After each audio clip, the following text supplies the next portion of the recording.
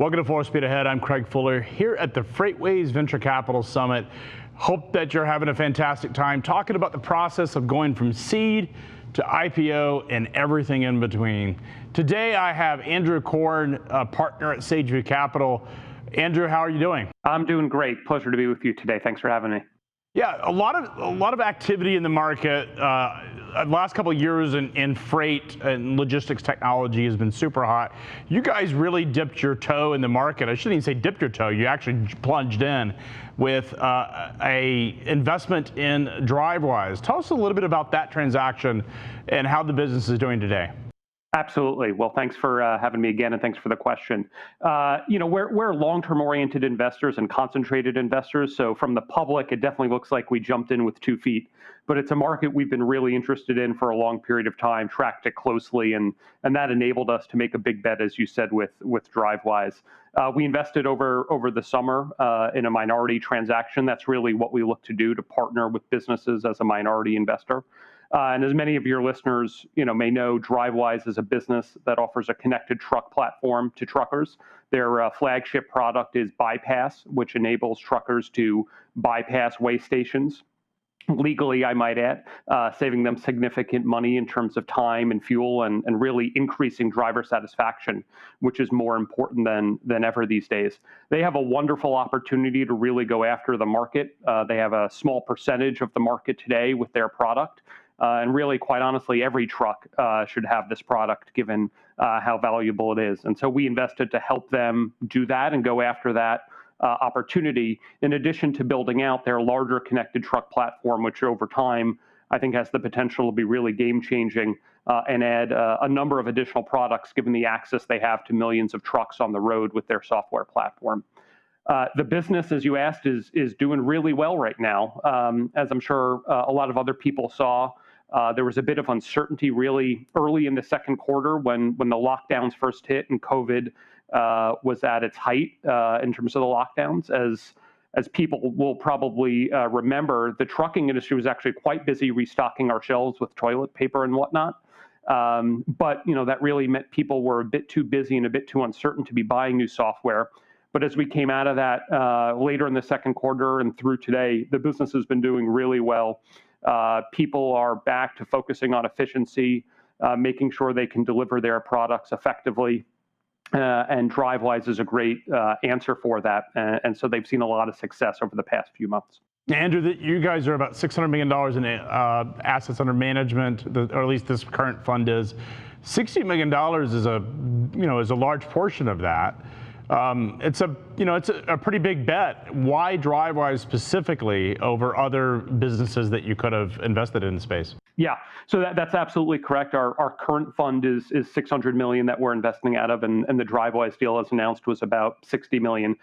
I would say, as I alluded to before, a lot of our bets are big. All of our bets are big, and that we think that's a really profitable way to invest over the long term, because that means you have conviction in an idea, and that means you can really help those companies succeed.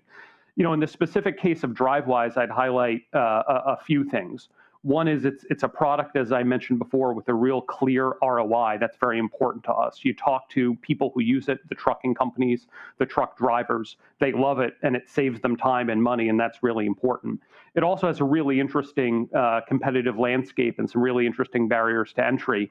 They have relationships with 47 states and provinces in North America, which gives them the ability to offer bypasses at close to 850 weigh stations. That's not something that those state and local authorities take lightly. Weigh stations are critical infrastructure that ensure collection of taxes, ensure enforcement of safety regulations. And so to let a truck drive by that without inspecting it is really a critical decision. And so you need to be a trusted partner of them. We're also a trusted partner of the ELD providers, who it's our big go-to-market channel. We're integrated with the hardware and software that's already in millions of trucks on the road. We're an add-on product that they offer.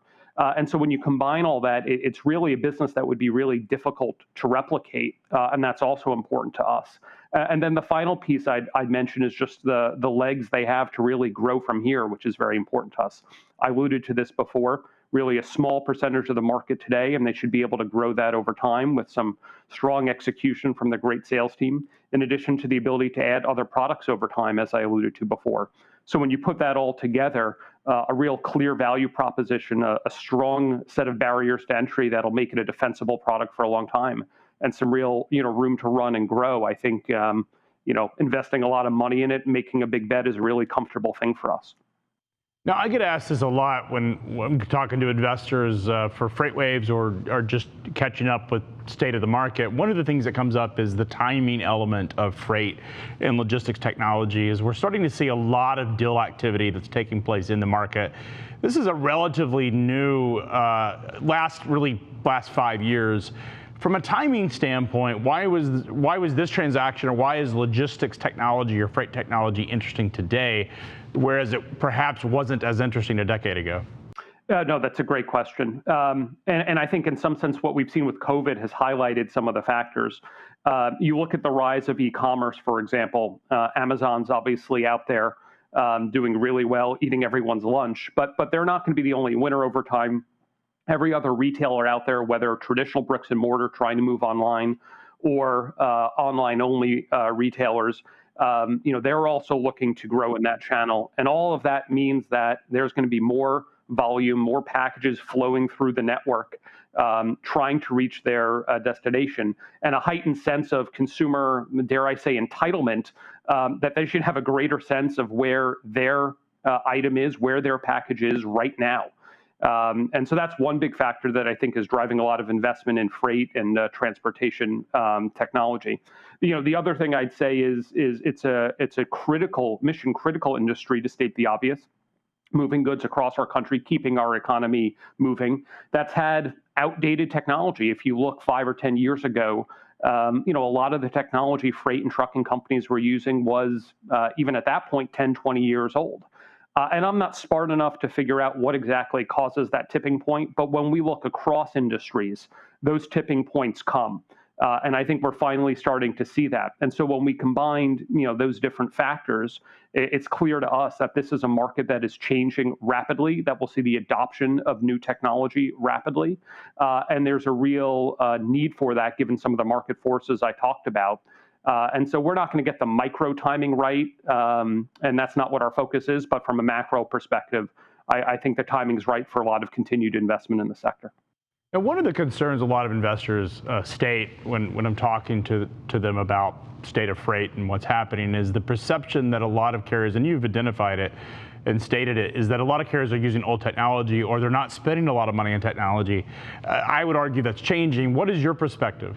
Yeah, I think that's changing very quickly. And what I'd say is be part of the solution and not part of the problem.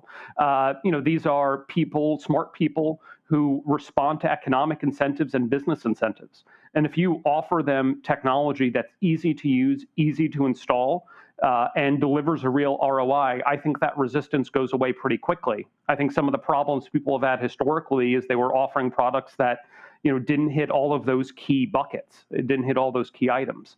And so what we're seeing with Drivewise, what we're seeing otherwise is as people understand they need to modernize their businesses, given all the market forces I talk about, and they're offered modern tech-enabled solutions, then they'll adopt that. That isn't to say you won't find people out there who have a 10, 20, 30-year-old TMS system that's difficult to work with, but you can integrate there, you can eat around the edges and do some really interesting things to make those legacy technologies more efficient and work better. And I think if people focus on those areas, they'll see a lot of receptivity, even among what people might think of as more traditional buyers of technology. You guys made this transaction, ended up funding it in the middle of the summer. At the large portion of the country was still quarantined. That must have been a pretty big bet that the market was turning around and had turned around, and the worst was over. Is that how you guys thought of it, or did you look at it in terms of the fact that the freight market has sustained what was an economic downturn for everybody else and has actually thrived? No, I think we looked at all that. We were obviously very focused on the data. I would say we have the comfort of being long-term oriented investors. And so I wasn't trying to pick whether July was a better month than August, was a better month than June, and how September would lay out. That just isn't important to us. What's important to us is 5 to 7 years, which is the time horizon for an investment we make. The industry may go through cycles, but over time, it's a growing industry, it's a critical industry, and Drivewise will play a critical role in that, and that's the bet that we were making. We weren't ignorant of the short term or of the micro, and as we sat there over the summer, what we saw was that the trucking industry, after some initial hiccups or concerns through March, April, May, June, as some of the great data your company publishes showed, was really remarkably stable as people were ordering online and people were dealing with restocking of grocery shelves. And so I think we had a reasonable amount of comfort that the COVID risk could be managed. If it got better, that's obviously great for our country and would lead to people coming out of their homes more and buying more. But if it went the other way, which would be obviously regrettable for the country from a transportation perspective, I think you'd see continued growth in e-commerce, continued need to deliver essential goods to the consumer.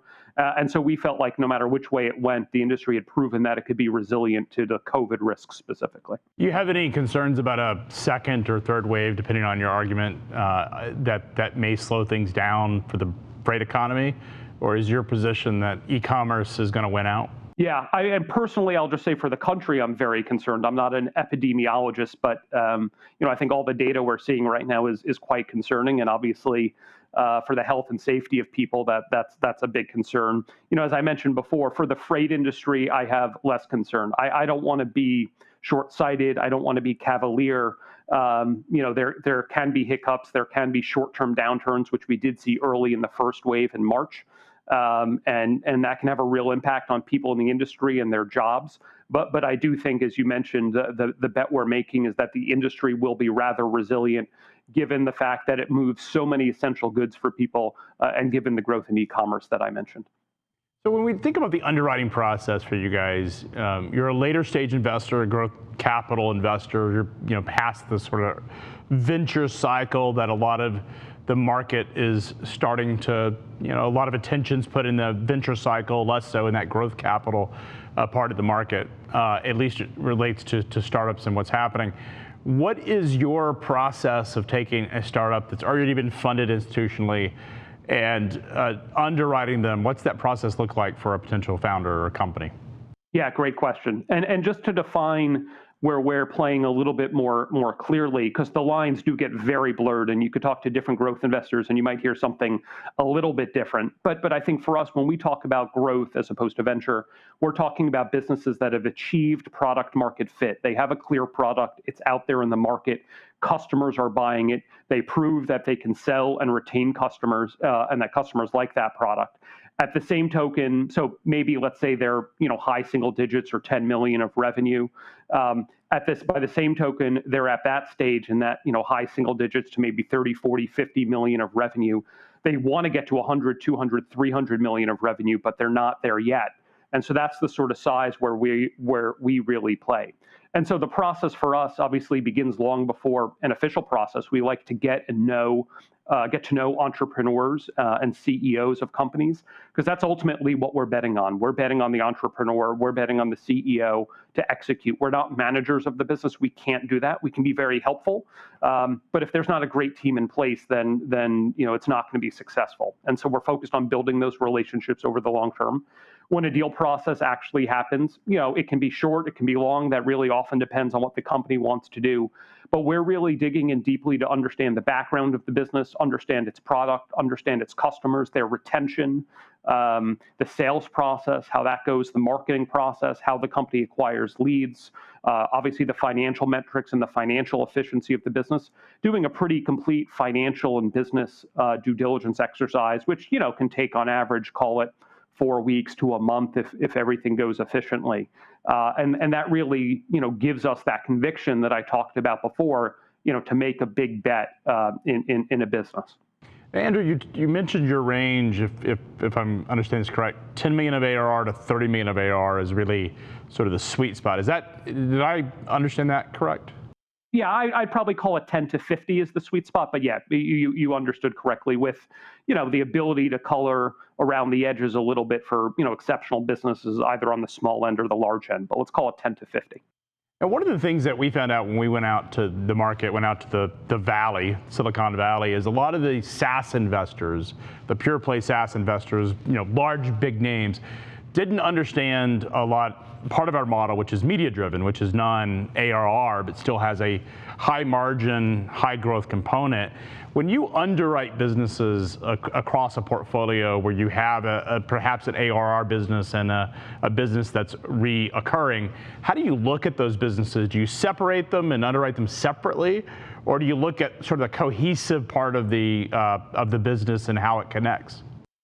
No, that's a great question, and we are able to underwrite and are able to invest in those different pieces of revenue. And Drivewise, is an example of that. I mentioned their core bypass product, which is straight ARR. They also have a great business, which is actually the original corporate name, Intelligent Imaging Systems, or IIS, which provides integration, consulting, and other services to state and local authorities to help them build way stations and whatnot. So we're comfortable with that. And I think given our focus and concentration, we're able to take a bit more of that integrated view of a business and really understand a business when we invest in it, rather than a venture capital firm, which, by the way, I have a lot of respect for a ton of them, might need to sort of just put some more lines in place given how many deals they're doing. So to your question, we look at it as an integrated offering, and what we love to see is some synergy between those different pieces of business. In the case of Drivewise, the relationship between the relationships that they have with the IIS business, which is that compliance piece of business, enable them to build an attractive ARR offering, enable them to build the bypass product. In your case, your media business, as I understand it, is very complementary with your software business. That media business helps you sell and helps you get data that people value highly and pay recurring revenue for. And so we really tend to look at things in that integrated manner and hope that they're self-reinforcing. And I think that's a really good business model that we're attracted to investing in. There are other businesses, by the way, that have pieces of recurring and non-recurring that are less related. And in those cases, we can sort of split them out and apply one multiple to one half and another multiple to another half, and we can invest in that. And that is a strategy that has worked for us before. But obviously, it's easier and, quite honestly, probably makes for a better story if there is some integration between the two. Andrew, there's been a view that some of the venture capital bets that have been made have overinflated valuations of companies in freight and logistics, and more broadly than that. As a later stage investor, do you share that? Is it hard for you guys to look at some of the valuations put on some of the earlier stage companies and get comfortable with the exit opportunities? Yes, is the short answer, and I don't want to.